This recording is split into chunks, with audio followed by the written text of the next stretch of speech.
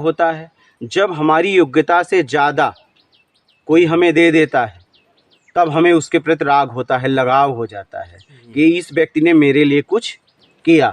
और जब हमारे लिए कोई समय आने पे करता नहीं है, देता नहीं, तो उसके प्रति द्वेष हो जाता है कि इसने मेरे लिए नहीं किया, लेकिन उसने आपको समझ लिया कि ये योग्य नहीं है, लौटा नहीं पाएगा, इसलिए नहीं किया।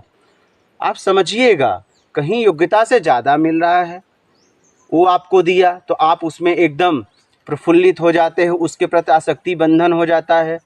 और आपको जब कोई व्यक्ति नहीं देता है तो आप दुखी हो जाते हो।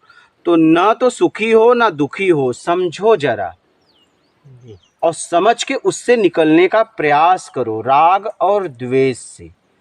राग द्वेष नहीं है, जहाँ तुम हो वहाँ प्रसन्नता हो सकती है। तुम्हारा होना मतलब वहाँ प्रसन्नता हो सकती है। अगर आप प्रसन्न होना चाहते हैं तो किसी भी तरीके से ज्ञान के द्वारा समझ के राग द्वेष से निकलने का प्रयास करिए।